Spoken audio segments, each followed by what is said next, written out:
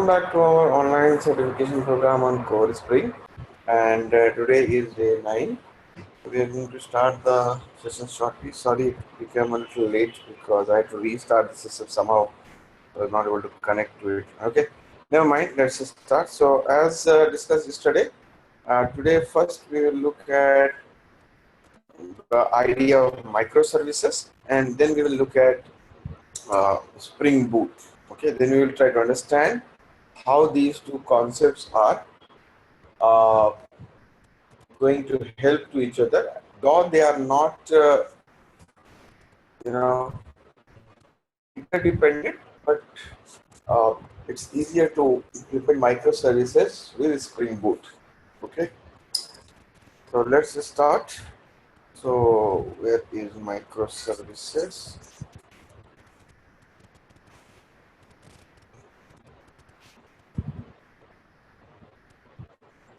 All right.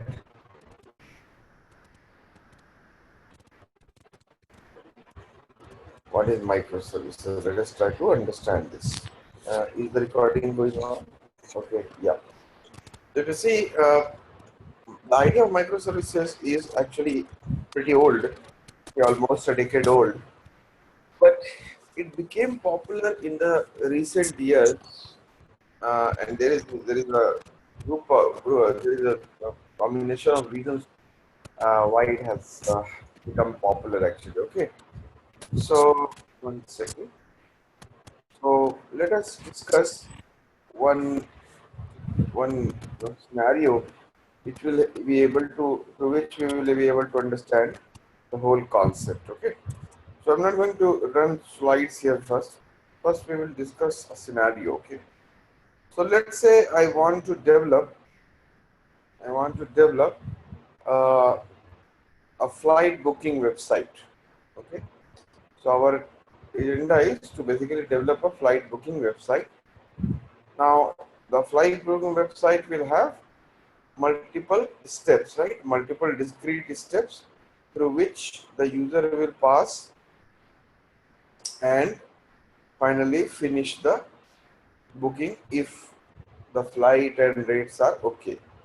Correct? So here, let's say we have 4 steps. Okay. So what will be the first step? Search the flights. Then we will start initiate booking. Then we'll give the PAX details. And then we will make the final payment and confirm the booking, right? These are the top level steps required. Now, are all these steps related to each other? The answer is yes and no. But anyways, let's say for the time being, yes, after the booking can be done after search only, right? So they are basically interdependent. Okay. So how would you like to develop this website using, let's say, a technology stack like Spring? Okay, that's what we will try to discuss now. One second.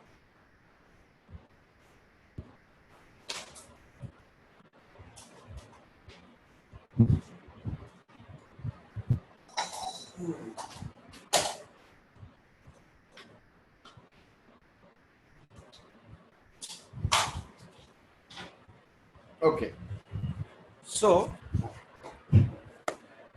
as such, when it comes to development, I mean, definitely all of us can develop this application single-handedly. There is nothing very special about it. But what is important is that the expectation is that this application will be very scalable, okay, will be highly scalable without spending a huge amount. Of course, when we talk about scalability, uh, the first thing which comes into mind is to add more hardware into our application, right? But that is not always possible because we want to make sure that our cost of operations are the lowest, correct? So how can we ensure that this application will run in an efficient manner? So let's say we want to develop this application with Spring. Okay. Now, when you develop this with Spring, there is nothing wrong as such, but uh, you will develop this entire application. I mean, all these features as a single monolithic application, right? I mean, there are all the features, all these 4 steps will be provided or implemented in a single Java Spring-based project, Maven Spring-based project. So what is the problem with that? It doesn't look like an issue.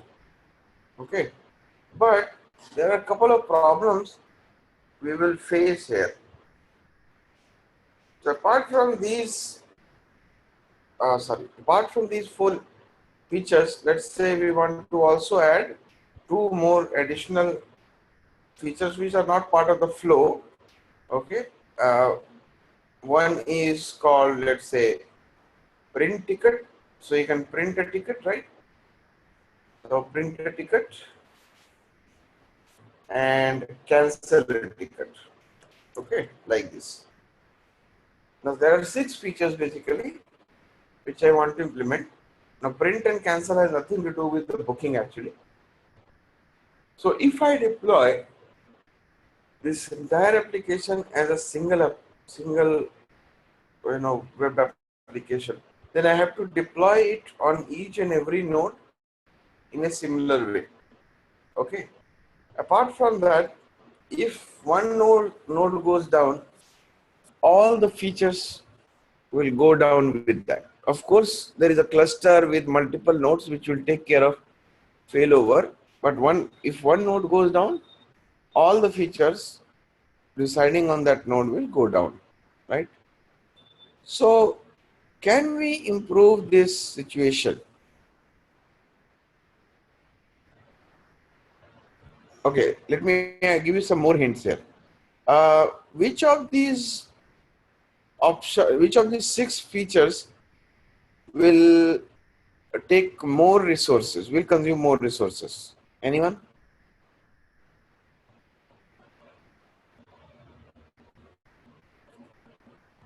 Anyone? Search, exactly, because search will be done much more with very high frequency than others. So shouldn't we allocate more resources to search than others? Well, we might say, okay, no problem. What is the problem? The scenario is still the same. Even now we are doing it, right? But the point here is, what about dedicated resources? Because yeah, you are deploying it as a single unit, but it is possible that other modules may also get busy and the search may get affected. So why take any chance? Why not think of it upfront? So see, these are some of the challenging business challenges we are trying to address through microservices. So what we do in microservices architecture is that we break the entire application into smaller independent parts and then develop that particular part as an independent web application. So in this scenario, there will be 6 different web services which are completely decoupled. So the search is one web application and booking is another. Now this idea may look pretty odd, and you will immediately start thinking of how this will work actually.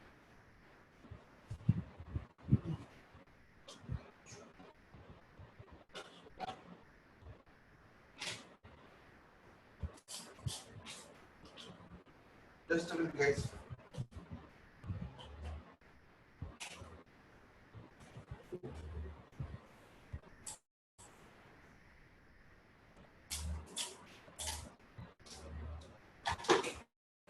Okay. Yes, of course, there are some queries and concerns how this is going to work. Let me explain this a bit. So this is the whole idea of microservices at a higher level, that each important and logically independent part of your application should be developed as a separate web application. And not only web application, each of these 6 parts will expose their their capabilities through web services, REST web services. Okay. So now the question is, how are we going to then deploy them? Are we going to deploy these 6 different web applications on a single node, or are we going to deploy it on different nodes? So here we would like to deploy them effectively, preferably on different nodes. But again, it is possible that nodes with less RAM requirements may get deployed together. Okay, but now what is the benefit?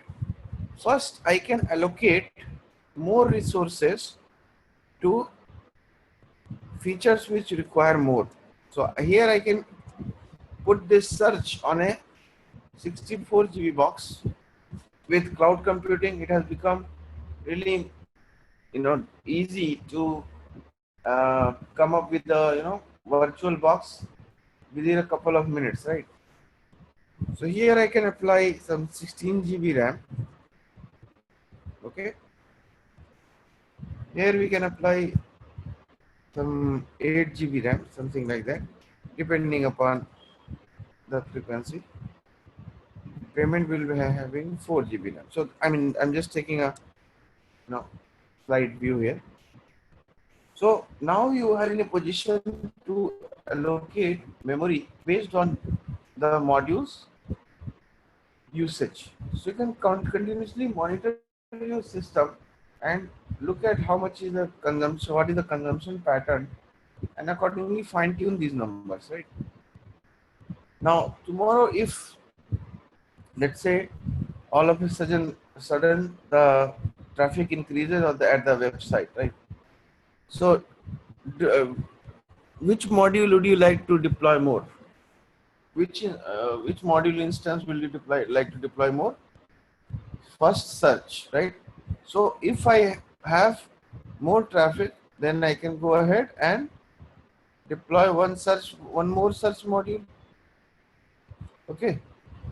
So this way, if you see, we can scale much more effectively than the traditional monolithic architecture.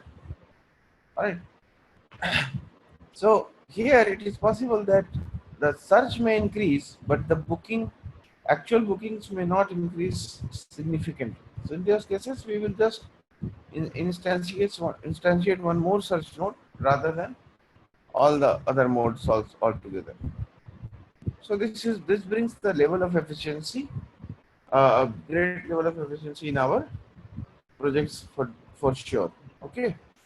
Now the question here is, another question is, how are we going to deploy these modules? Are we going to deploy these modules uh, using the same technology, same framework, same language? So if you see search, uh, in your opinion, would Java be a great choice to implement search feature?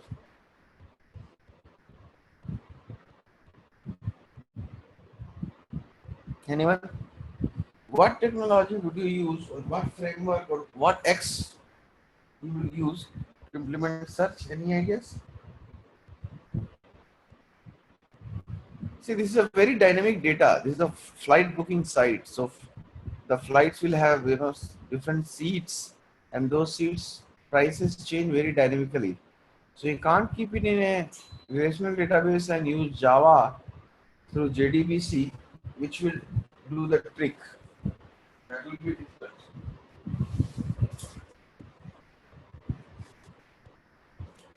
So any thoughts, friends?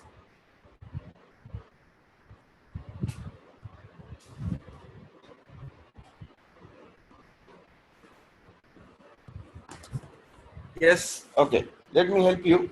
Well, Java and a relational database in this scenario may be one option, but not the best option.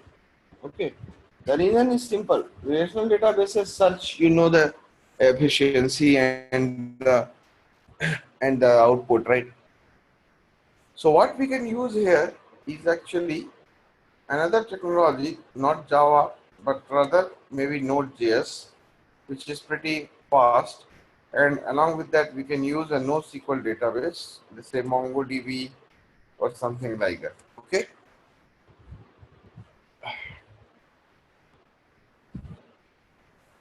So now it's booking. What would you like to use? What would you like to? How will you like to implement booking? Well, booking needs a lot of rules, business rules. So most probably I would stay with Java and some business rule engine written in Java, right? Similarly, for packs, we can go with Java. Okay, for payment, what about payment? We will use actually JavaScript, primarily JavaScript for payment integration, right? Because that integration will bring third-party screens in our application. Okay. So if you see now my application, if I follow the microservices architecture, my application can work with multiple languages also. So this is called polyglot architecture, where you can use multiple languages, multiple frameworks, okay, from different technologies. You are not just bound and constrained to use only a single technology like Java does. Okay. How will you implement print? What would you like to implement print with? Node.js will serve well here actually. Cancellation, no problem. Node.js again will serve well here. Okay. Any questions?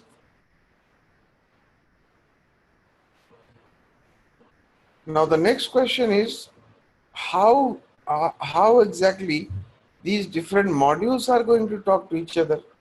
How will the search, when the user searches and then say, okay, I want to book this particular flight, how will the booking module know about it?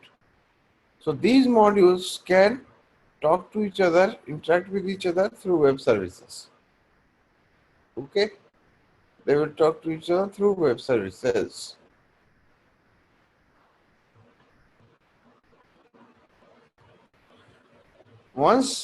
So why web services? Why not directly? They can't talk directly because they are different web applications, right? So there is no direct call from the search to the booking. You have to do it through REST services. Isn't it going to slow down the application? It may slow down. But remember, what was the idea? The idea from microservice architecture is to make your application more scalable. Of course, the response time is important. Okay, but what is more important in microservices is the scalability.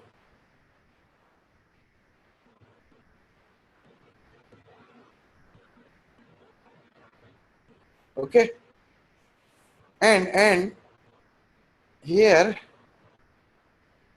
search can have its own database, right? Now, what will be this database? MongoDB. So all the data from the different flight aggregators like Expedia or Amadeus can be stored here temporarily in this database.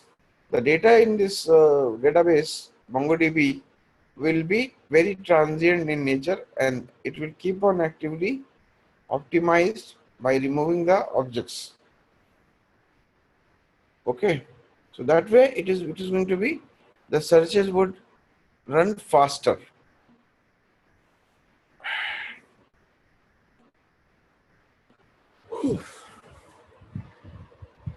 Hmm.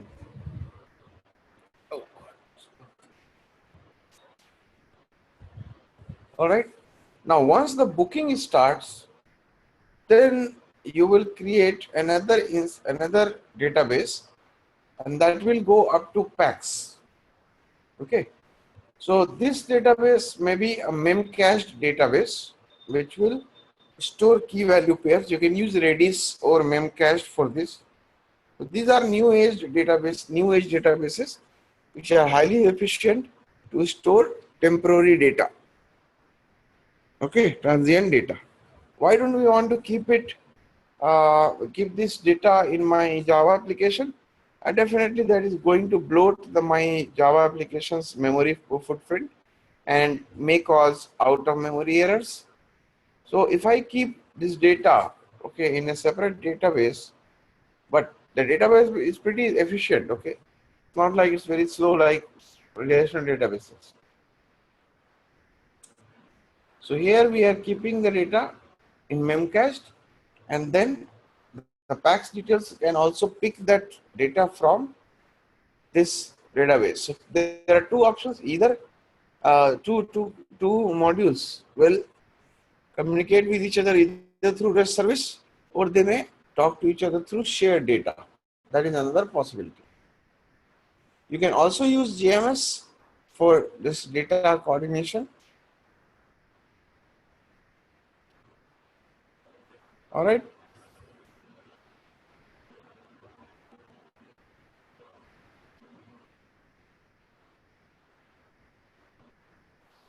I have a question here. Yeah.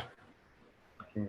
So how it is how it's a bit different between a SOA, service oriented architecture, when you say the microservices have the upper hand when you compare with Correct. services architecture. Correct. So when you see this diagram, definitely you will quickly one word flashes in mind is SOA, right?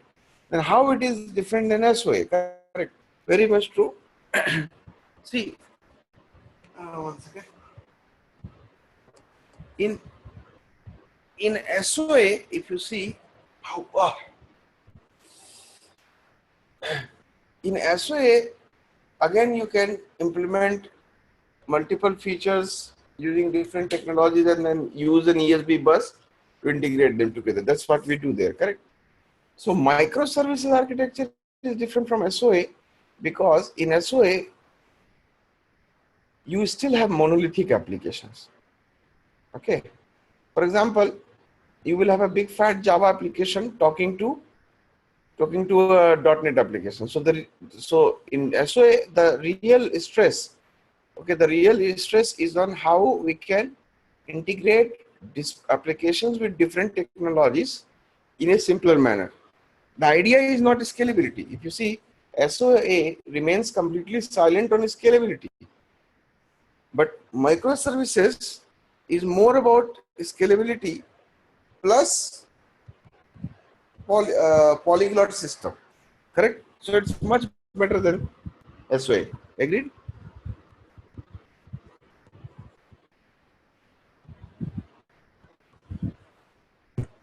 Hello? So are you saying in microservice, basically each unit of the responsibility will be much smaller, whereas in SOA, Exactly. Exactly. The feature, the number of features in each participating application will be less, maybe 2 or 3. That's it. okay. Maybe from 1 to 3. That's it. Okay. Okay, and SOA will always use some kind of tool, right? Exactly. SOA will use a tool. Here also we'll use some tools also. No problem. But the major difference, if you see, as I said, in SOA, scalability of individual applications was not given any stress. The idea was how to integrate multiple applications, right, in a declarative and uh, decoupled manner, right? So can we say like all microservices are SOA, but not all SOAs are microservice? Come again, please. Like All all, microservices are SOA, but all SOA is not a microservice. right. Yeah, that would be an innovative way to look at it. Yes, I agree to some extent. Yes, they can visualize that like that. Yeah, good one. Yes. Okay, good. So the idea is, no, now we have reached to a point in IT where the scalability has become a real challenge. And why is it so? Because it is because of a number of factors now. If you see now, the broadband accessibility for companies as well as individual has increased manifold. The devices we have today are not only just laptops and desktops through which a end user accesses our services. They also use smartphones, right, on the go. So the traffic coming on my server has increased manifold. So we are not able to scale it with the monolithic architecture, no matter how hard we try and how much money we have, how much deep pockets we have. Okay, so we are already reaching a tipping point where, uh, just throwing more hardware into my deployment is not gonna, help actually. So we have to think of some smart ways by which we can improve the application as such, right? So if you see, as I said, search should be explicitly, okay, allocated more RAM than all other modules. We'll definitely agree on that. So if you use microservices, I can develop search as a separate web application, like with Node.js, okay, and then deploy it on a 64 GB box itself. So search has all that RAM available to itself rather than sharing it with other modules, other steps, right? So that is going to improve our applications search capabilities for sure, isn't it?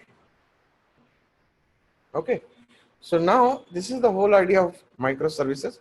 You can also run multiple versions of a particular microservice.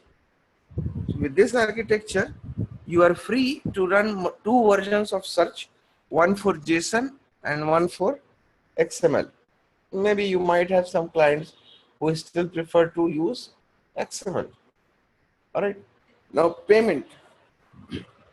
Once the payment is successfully made, after that we can persist that data in a SQL, MySQL DB. Sorry, in a relational database.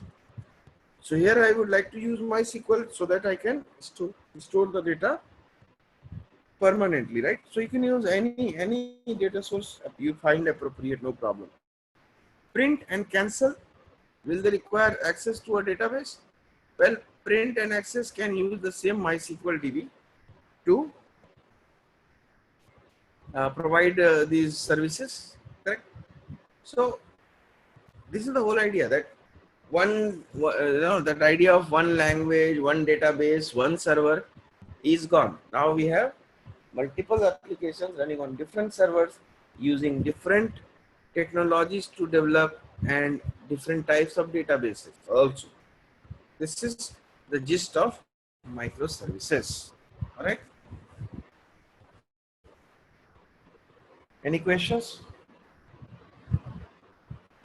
Okay. Just a minute.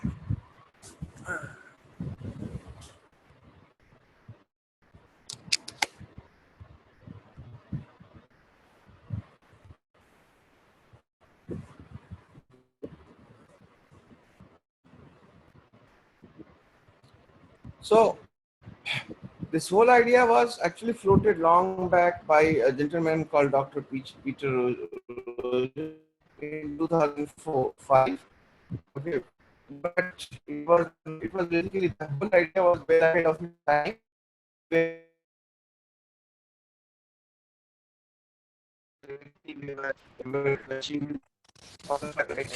Your voice is breaking, Parivesh. more important. Um, hi, Paresh, your voice is breaking. I'm not able to hear you. And is important. Here in multiple modules like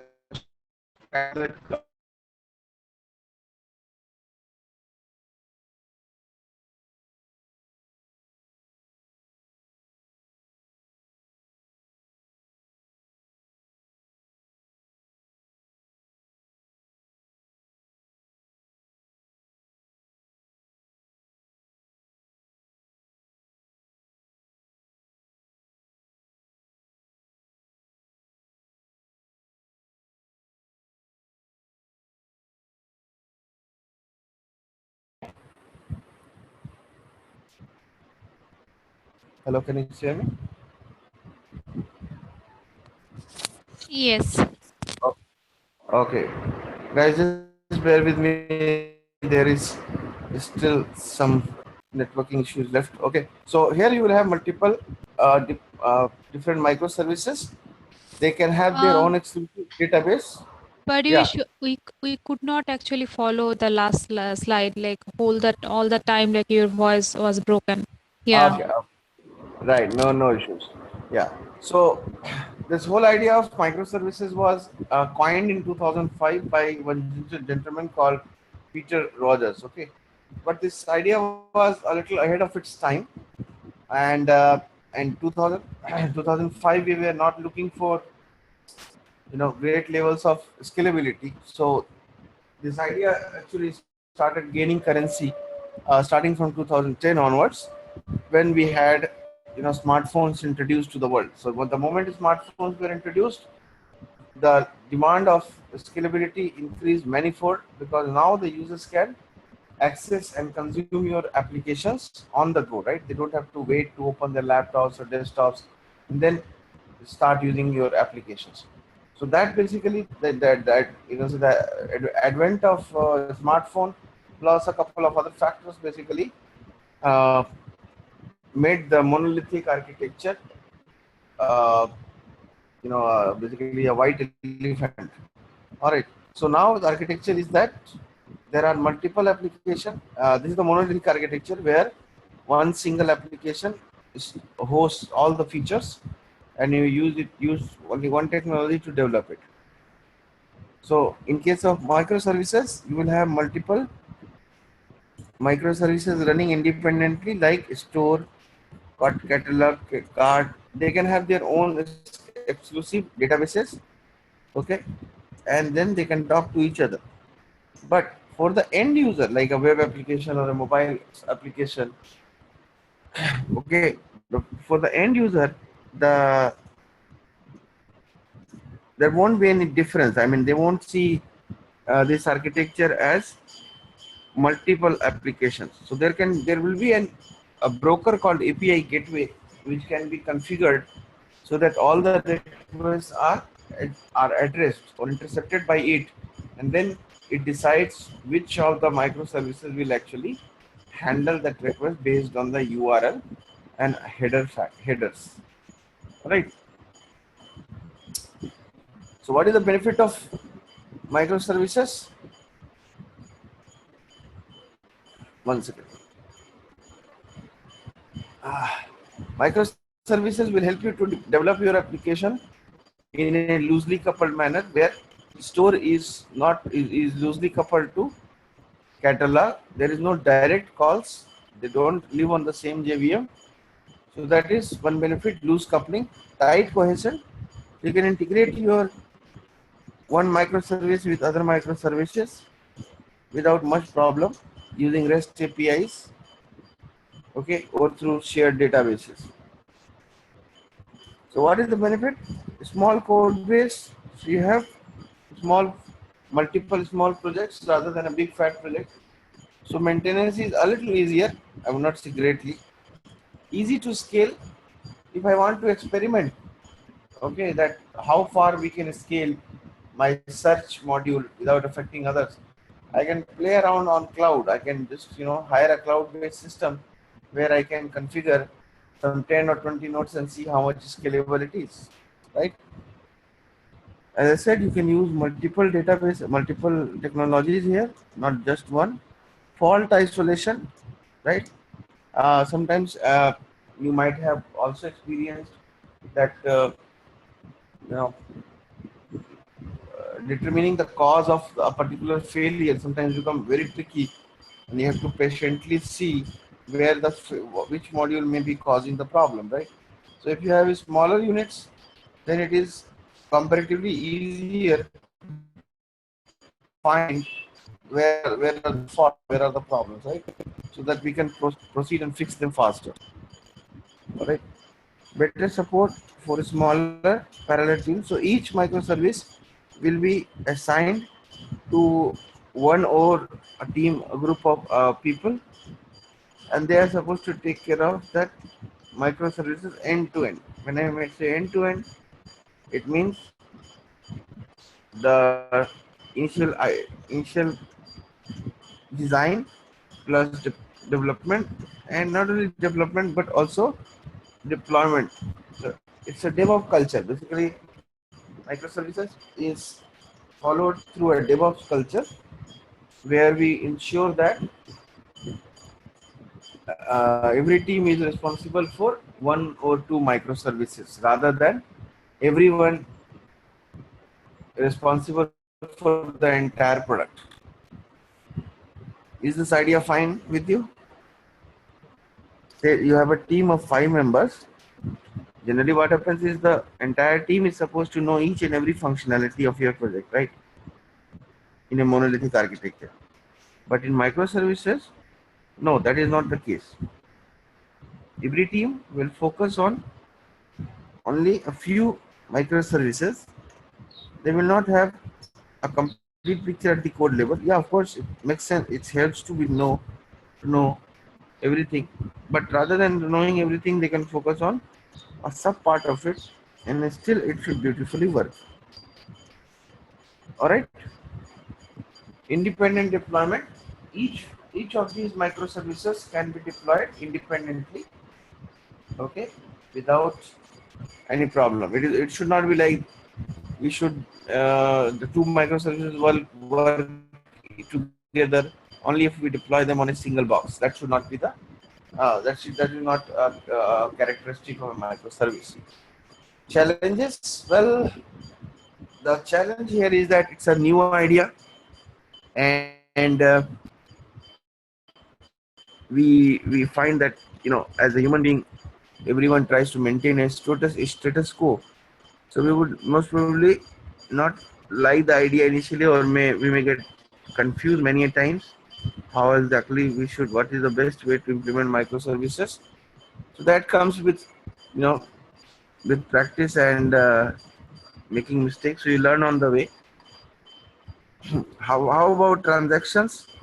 How we will ensure transaction across multiple modules, multiple microservices? That is a little difficult. So we can use a new idea called compensating transaction, right? Compensating transaction, where if the transaction is not all the steps of a transaction is not fully honored, is done, then we may like to explicitly remove the revert back the changes caused by the service explicitly.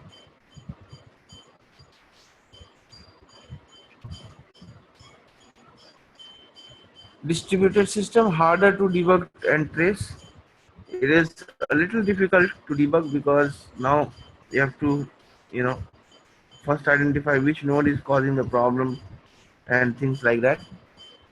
Greater need for end-to-end testing. End-to-end testing or integration testing is a little again challenging because now there are more multi-modules, so it becomes a little more challenging. More component to maintain, so you have now more number of Java projects or projects to maintain, right? So how many projects you will have in this case?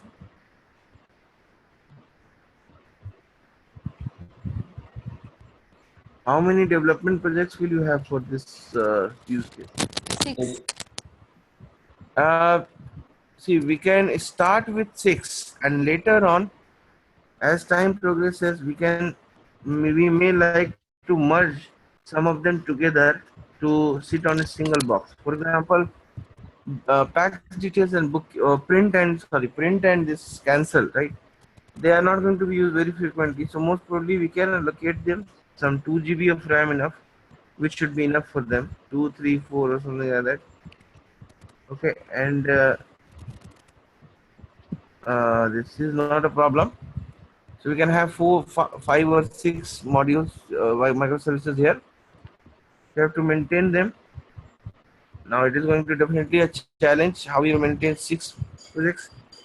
In real life, you may be actually maintaining 20, 30, or 40 projects also. Okay, corresponding to, it depends upon where are you using the microservices. In a big fat project, you might have actually lots of microservices.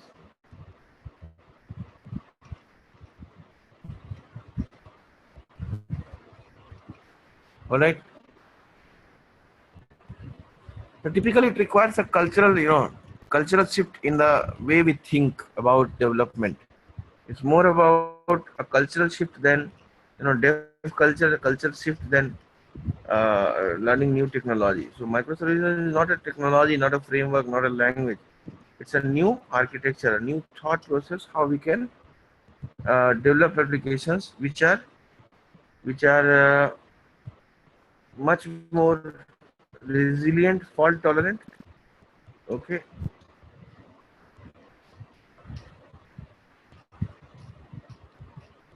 All right.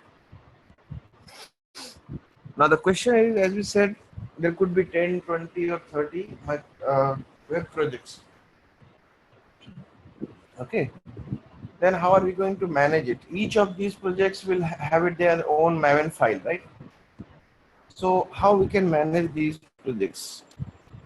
So I'm sure many of you might have worked with Maven. Anybody has worked with Maven? Some Yeah. of you might have worked with. Yeah. And Yes.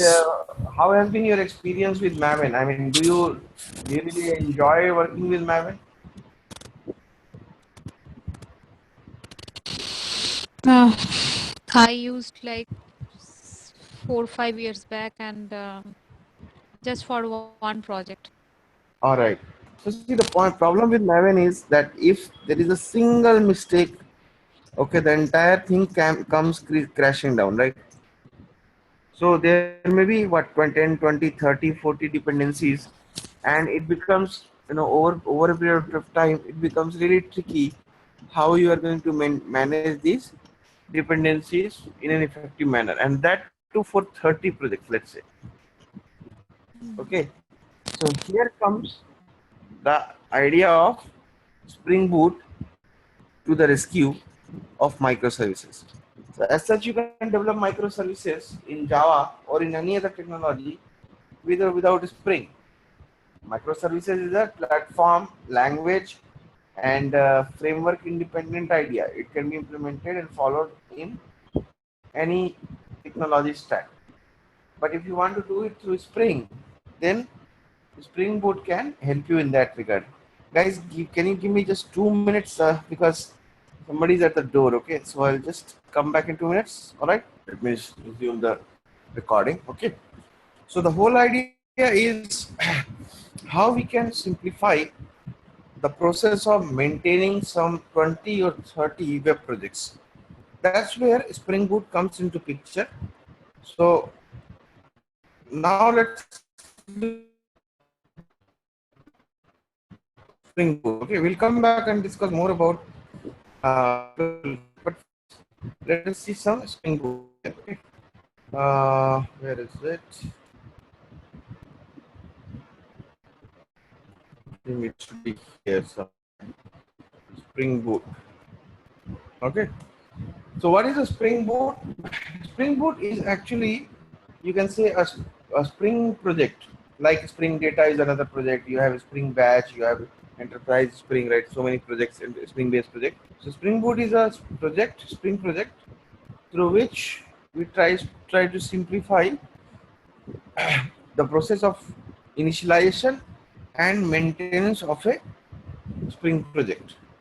So it is not a framework, by the way. Okay, it is just a project for project to be used as a development tool to maintain a large number of projects.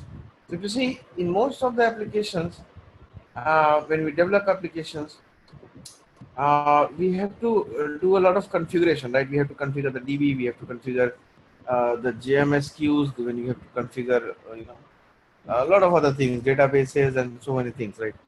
So what Spring Boot does is that it helps us to initialize our projects, okay, pretty fast without spending a huge amount of time in the initial setup itself. Okay, so for example, let me just start my STS to show you. Let it start. Let me check it out. 1 second. It should have been started earlier, actually. 1 second.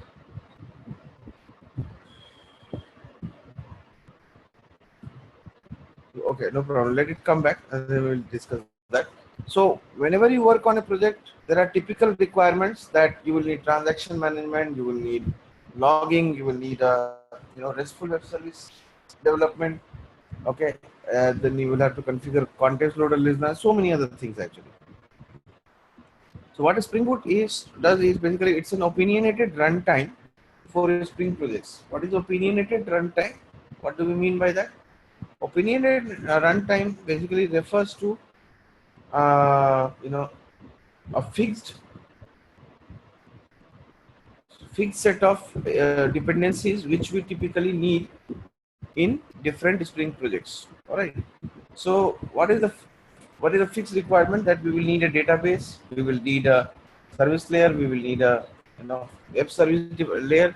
So all the dependencies for these particular frameworks, okay, these particular frameworks will be loaded and maintained. Okay, handles most low level predictable setup for you. So it will handle the low level the predictable configuration setup for you. It will generate it. By the way, Spring Boot is not a code generator. Okay, it generates only configurations, not code. It's not an IDE plugin. Also, there is no special IDE plugin required, okay, to use it.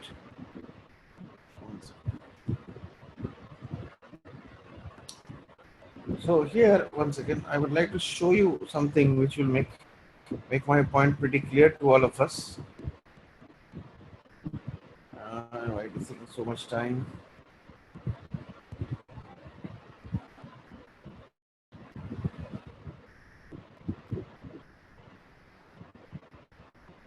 Okay, let it come, no problem, we'll see. So let's say I want to develop a hello world example, right? So for that I would need this server actually. Just a minute. Okay, let it start because we can't proceed with it. So just bear with me 1 second. It's coming up now, I guess.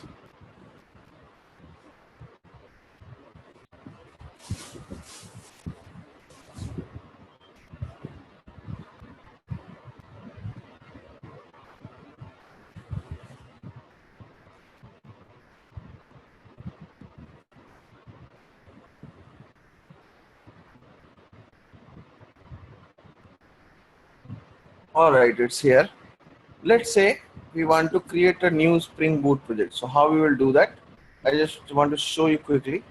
So here I will select, it's not listing here. So I will go ahead and select the Spring. Okay, like this.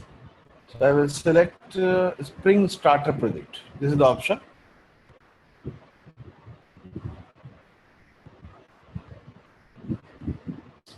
Now here one thing you would notice that this wizard will help you to decide how you are going to develop and drive this entire show, okay, for your project. So you can choose one of the three build tools today. One is Maven and second is Gradle. There are two versions of Gradle. Anybody has used Gradle, by the way? Yes. All right. So Gradle is considered much more efficient than Maven. That is one reason why it will get popularity. But you can use Maven or Gradle for your Spring Boot application. How are you going to package that application as a jar or a war? Now, when to use jar and when to use war, that we will discuss a little later. What version of Java you are going to use, you can specify here, and which Java language, which Java based language, JVM based language you want to use. So as such, Java is not the only language based on JVM, as you know, right? There are other languages like Clojure, Kotlin, Groovy, Scala, which can run on the JVM itself, right? So here you can select which language you want to develop your microservices with. So with this project, we are actually going to, we are going to implement a microservice. So these are the Maven details. If you are using Maven, if you use Gradle, the options will change. Okay. So now if you go to the next screen is pretty interesting. So here you see, you get a number of options and you need to choose which of these options you need in your project. So for example, I want to include RESTful services in my application, right? So I can choose which implementation of RESTful services I want to use. So here you can use anything you want. So let's say I select Jersey, which all of us are mainly aware about it, right? Let's say I want to use MongoDB in my project. So I can select this one. Then what? Anything else you want to use? No problem. Some logging. Okay, so cloud-based logging, Salute, something like that. So once you select all the dependencies, what you need in your project, okay, here you click on next and it will generate a project by creating a new POM file. The new POM file is pretty interesting actually. So here goes my project, demo 123 POM file.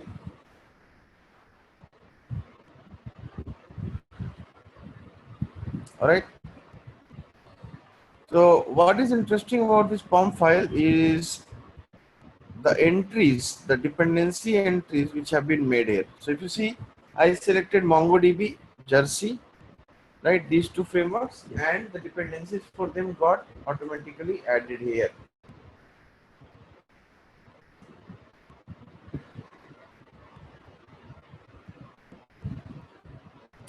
Okay. Now this is not the interesting part. MongoDB, how many jars MongoDB requires to work? How many jars Jersey required to work? Is it only one? Definitely not. Right? There will be multiple jar dependencies. But here we are specifying only two dependencies. So these two are actually not direct dependencies. These two are group of dependencies. So these are called Spring Boot starter projects. These are called Spring Boot starter projects. The actual dependencies are here in the effective POM. So unable to load effective POM, what happened?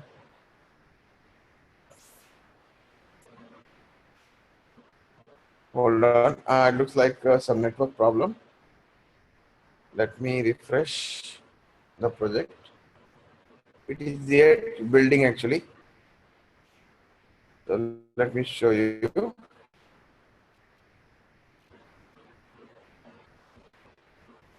Let's try to open it once more. Oh, it's not showing up.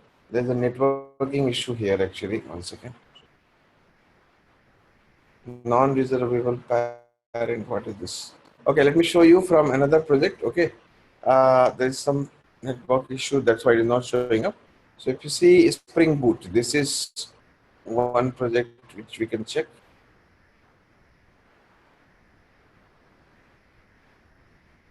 Whatever, no project is not showing up.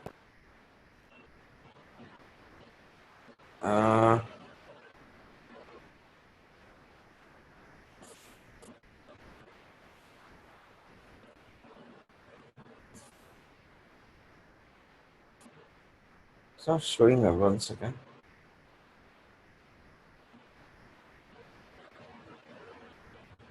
Refresh.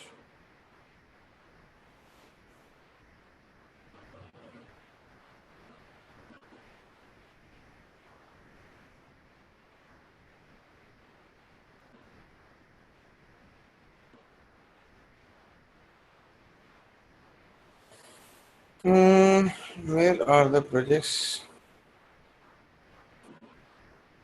Just a minute. Huh? I will try to import a project out here quickly. Here.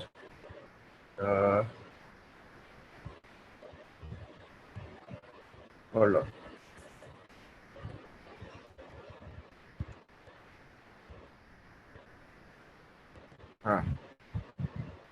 Spring Boot, right?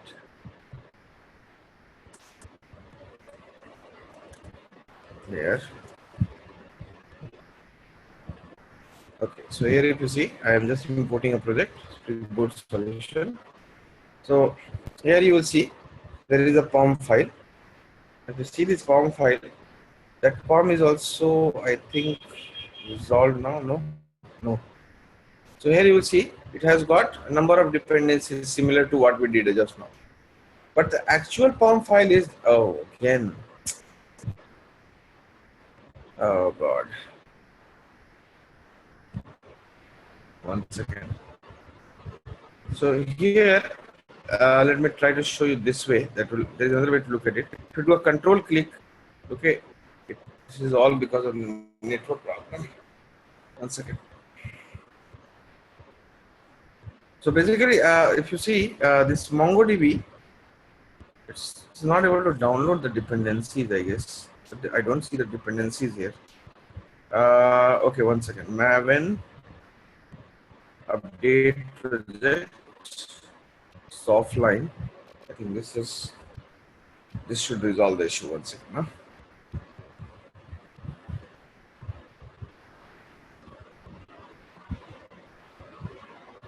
So you'll see once this will build successfully, you will see the actual POM is not this file. The generated POM is much larger than the entries what you see in your POM XML setup actually. Okay, so through these starter projects, Spring Boot tries to reduce the number of dependencies, direct dependencies in your project. It creates a grouping, logical grouping of multiple jar dependencies for every module mentioned in your POM file. So right now it is, I think, downloading some files. Just hold on for a second. What is the repository we are using here? Okay, so this way Spring Boot tries to reduce the effort required to initialize our Maven project. We don't have to spend say half a day or one day to come up with all the dependencies. Remember, all these dependencies are pretty tricky. As you know, Hibernate 4 will work with a particular version of Log4j. Right? Then Hibernate will work with a particular version of other frameworks, other libraries. So you need to maintain a very fine balance between these version numbers. Otherwise, your application simply stops working, right? That is what we call jar hill. So in order to avoid that, Spring Boot came up with this new idea where the dependencies are grouped together as a Spring Boot starter project. And there are a lot of Spring Boot starter projects available today. So through that, you can do the development much faster.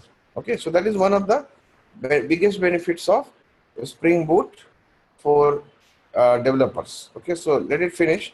We'll come back on this. All right. So let us see what is Spring Boot.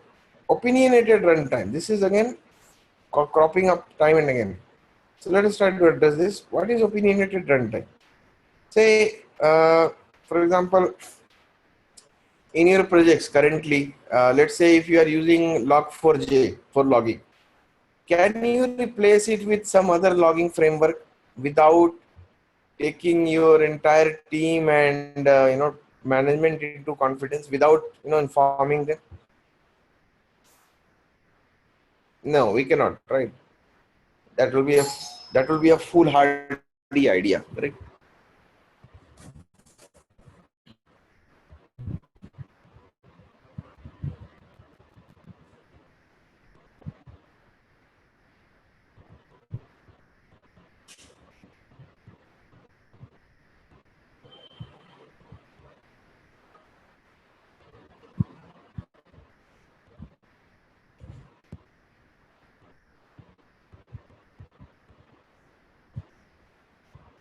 All right. So you can't change your technology stack. You can't change anything there, right? Without taking everybody into confidence. That is what we call opinionated, right? So whatever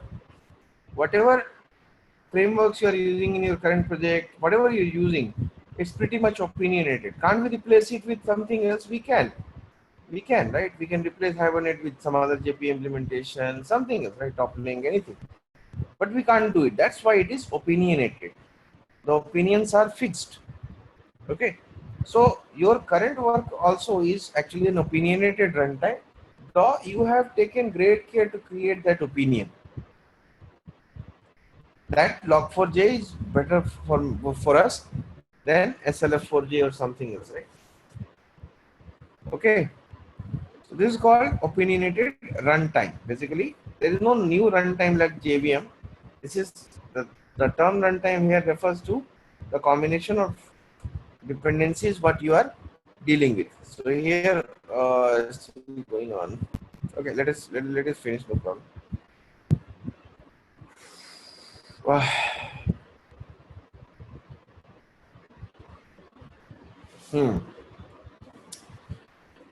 But that does not mean that you can't customize what Spring Boot gives you. You can still go ahead and override some of the dependencies if you see fit. So that option is still there. So initially you get an opinionated runtime, and later on you can change it incrementally, slowly, based on your aspirations.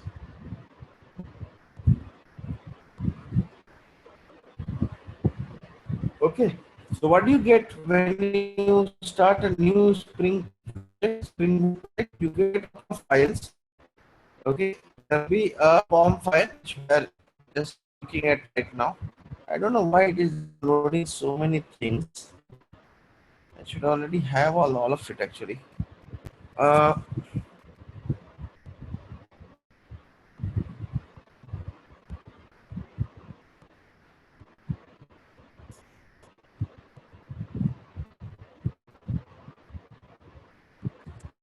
Hold on. I think, speed up.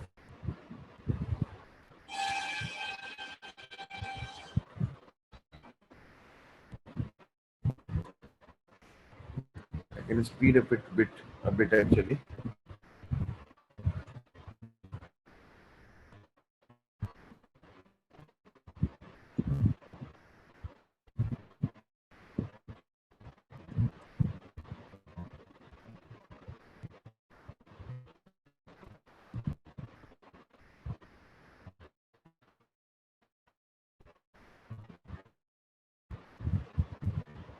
Yeah, again, this is going to also take some time.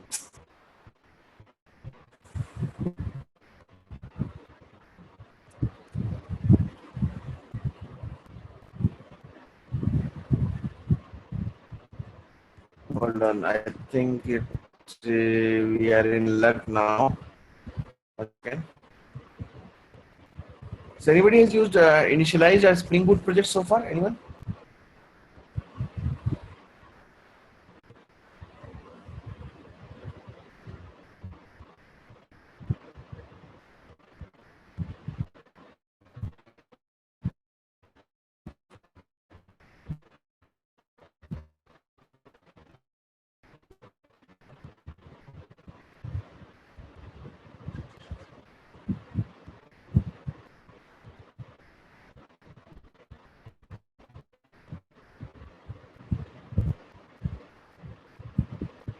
See, this is what I wanted to show you.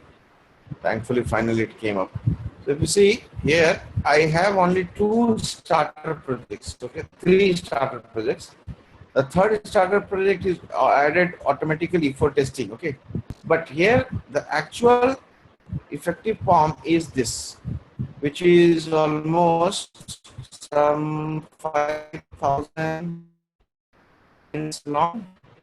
If you see the line number, okay, 3,600 lines long. Okay, so if you see, the dependency management is not a small task. If you see, it is a very time consuming, and it tests your patience also, right? So we have to need to make sure that all these version numbers are properly mentioned here without any fail. This is where we get stuck many times in our development itself, right? The Spring Boot tries to address this by providing a ready-made set of jars compatible with each other.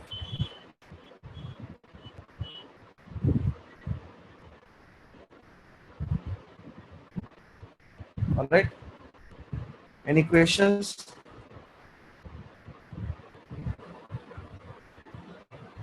Any questions, guys? So first you get, okay, a POM file, which is easy to maintain because now you are not going to fight with individual jars and their versions and their source. You will just specify a starter project. You just order a starter. Okay, you don't have to worry about the ingredients. You just enjoy the meal. Okay. Another benefit you will see is that every Spring Boot project will have a properties file. Now, so far, if you notice, we use multiple properties file to configure different frameworks, libraries with our applications. Right? There will be a DB properties file, then you will have a JMS properties file, and so many property files. The Spring Boot says no, we don't need multiple property files. Use a single property file which will host all your configurations. So here if you see, you will get a number of inbuilt, again it is not showing up. Okay, if you do a control space, you will be able to see a lot of inbuilt properties which can be available directly on your application. Those properties are used by Spring Framework internally to drive and control your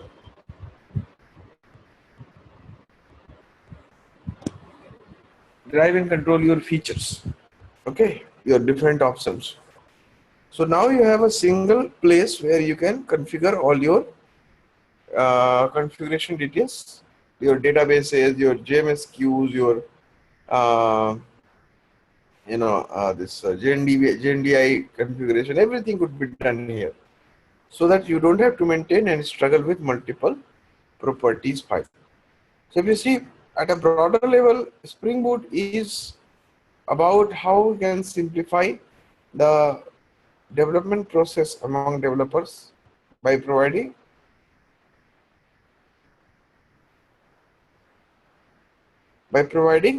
an level playing field, a transparent, uniform set of APIs and files to work with. So that way it becomes easier to maintain some 30 projects. So remember microservices. So we jump to this Spring Boot from microservices, right? And there was a reason for that. All right, any questions? Okay. So one more important point about Spring Boot is that your application will start, okay, through a main method. So unlike other applications, here your web application will also start with a main method. Now this is a little interesting. What is this? Say I want to develop a microservice. So that microservice will be exposed through REST as a RESTful web service. All right. Now just be with me for 5 more minutes. So I want to develop a microservice, and we will expose its features through HTTP RESTful web services, so that any client can consume it after, of course, authentication and authorization after security check. So, and so that means my microservice should be a web project, right? Okay, now I will develop my microservice, bundle it as a WAR file, and then deploy it on a server. That is what we do. So let's say this is my final web application. Okay. Now, how will I deploy this application? I will have some server, Tomcat, Jetty, WebLogic, others, and then I will drop this WAR file into this server, monolithic server, and start my server, right? But microservices says no. The server will be embedded within the application itself. So this blue box is your server, and this red box is your code. All right, both of them will be in the same file, single jar or WAR file, and we should be able to start this application not by starting a server, but by from command line. So on the command line, I will just say, Java -jar and the name of the jar file, hello.jar. So this will kickstart my application. This idea may look pretty weird. Why would somebody like to do that? Well, if you see, when we want to do deployment, we want to keep the deployment pretty clean. So a quick question. We have six microservices here. Let's say I deploy print and cancel. I want to deploy print and cancel on a single box. So should I deploy them in a single instance of Tomcat or two different instances of Tomcat?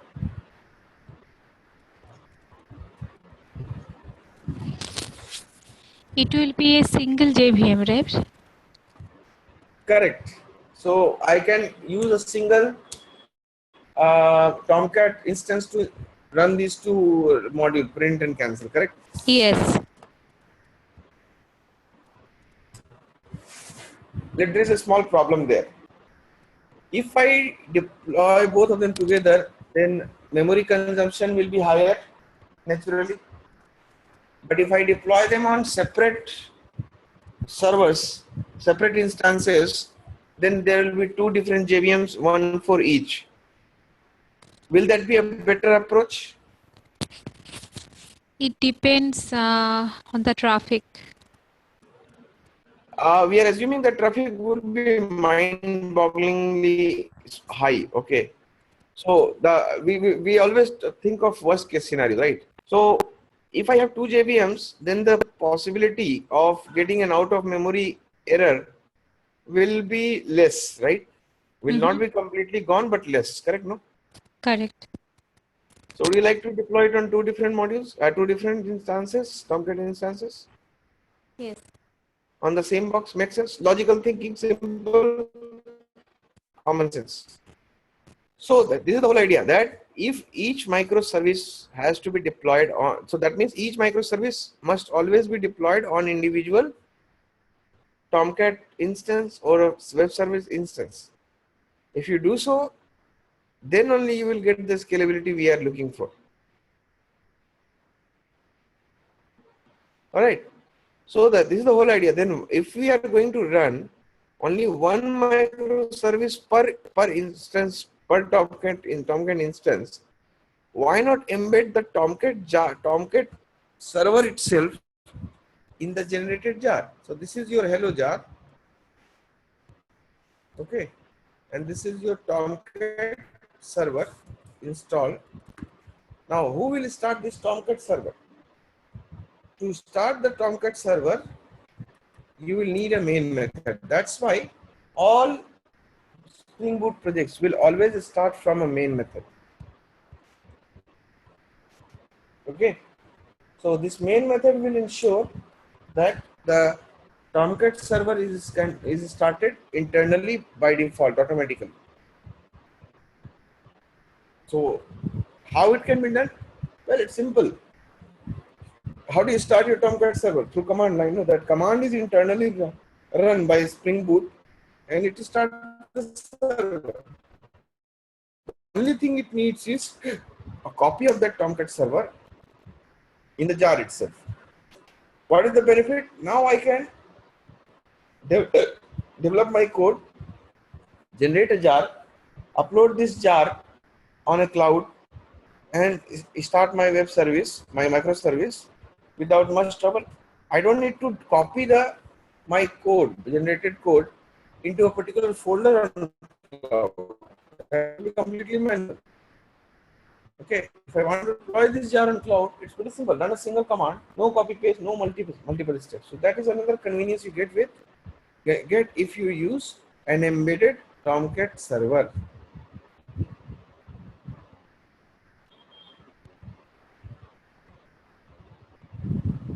Okay. Any questions?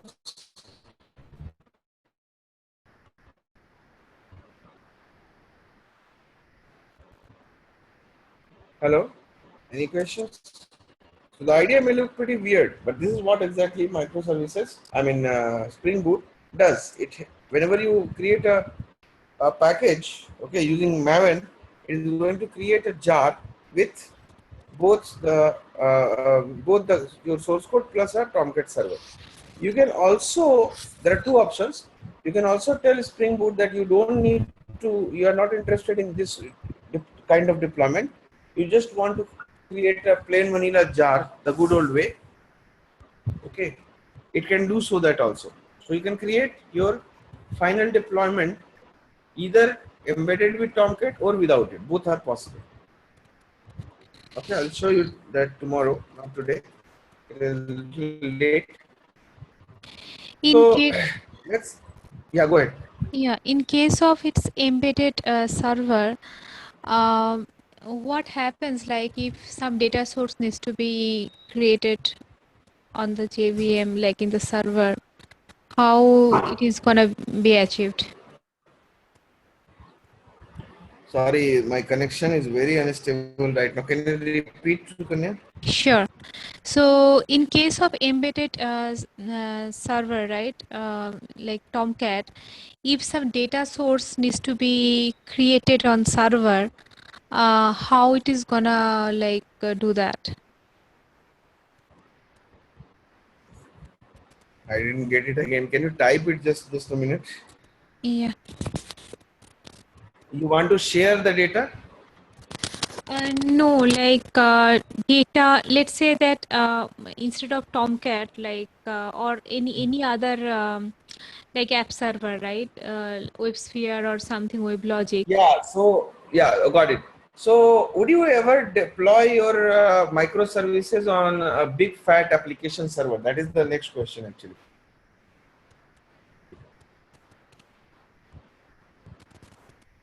No, it might not, because it will basically take resources. That will defeat the whole purpose itself. You see, we don't want monolithic, heavy, modules, one single module. So you will rarely, I mean, I've never seen so far, you will not deploy your microservices on WebLogic or WebSphere at all. Never. Mm-hmm. All right, that's a good question. All right. Okay. The whole idea will come crashing down if you do so. All right, no problems. Where is it? Yesterday I brought it. All right, any other questions, guys? What are the other server container it supports as an embedded one? Come again, please. What is the? What are the other server container it supports as an embedded server? You can use Jetty, Tomcat. I think these are the two options available as of in Java. Don't use Glassfish. Don't use WebLogic, WebSphere, or JBoss. The reason is simple. These are very heavy, pretty heavy servers, right? So if you have 10 microservices and if you run 10 instances of WebLogic, you imagine what will happen. They will gobble up all the available resources, right? Okay. So either you will use Tomcat or JT. So by default, Spring supports, by default, Spring by default provides Tomcat. If you want, you can replace Tomcat with JT. Okay, so don't worry. This idea looks a little interesting and kind of a little weird initially, but this is what you start with, and you can just uh, take care of it. So what I would do is, see, because of lack of time, and it takes, as you know, the STS2 runs pretty slow here, and network is also another problem. What I am thinking is I will share a small video about how we can, do the hands-on. Okay, hands-on on that. There is a hands-on also in the course, so I will give you an additional hands-on, through a video recording, so that you can get an idea how we can actually develop a small microservice and deploy it, and then finally consume it also. Okay.